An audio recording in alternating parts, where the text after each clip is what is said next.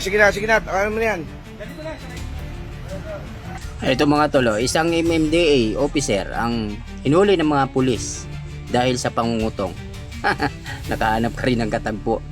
Nagkamali siya rito mga tol kasi yung kinutungan niya pala, isa palang opisyal, no? Oh, kaya inaksyonan agad ito ng ating mga kapulisan. Opisyal ba naman yung hinuli, kukutungan mo eh.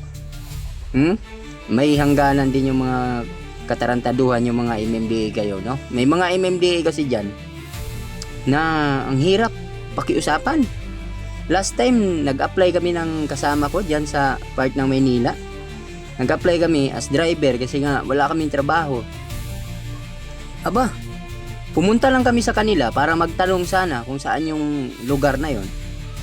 Aba, nakutungan pa kami. Yung pera namin na panggas sana namin pa uwi, napunta pa sa mga hinayupak na MMDA na yan. Kaya tama lang yan sa inyo.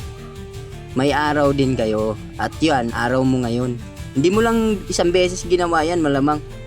Nagkataon lang na opisyal yung naputungan mo. And that is what we call karma. Tatawanan pa kita. Nangungutong, kausap ko na si Colonel.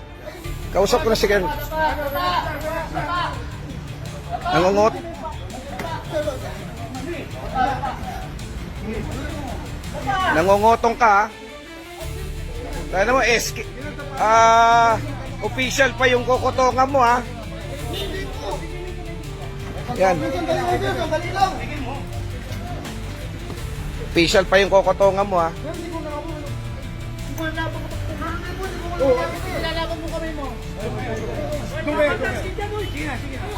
Sige na. Ano mo na yan?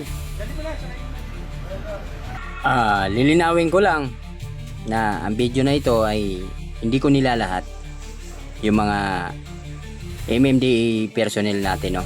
May mga MMDA pa rin naman dyan na mababait at ginagawa yung kanilang tungkulin, yung kanilang trabaho. At may mga MMDA din naman dyan na marunong umunawa. Kataon lang na meron sa hanay nila yung mga ganitong utak kriminal. Walang ibang iniisip kundi ang makapanglamang para magkapera. Yun naman talaga dahilan dyan yung pera no? So, yun, lilinawin ko lang, hindi ko po nilalahat ang buong MMDA, no? So, yun lamang mga tol.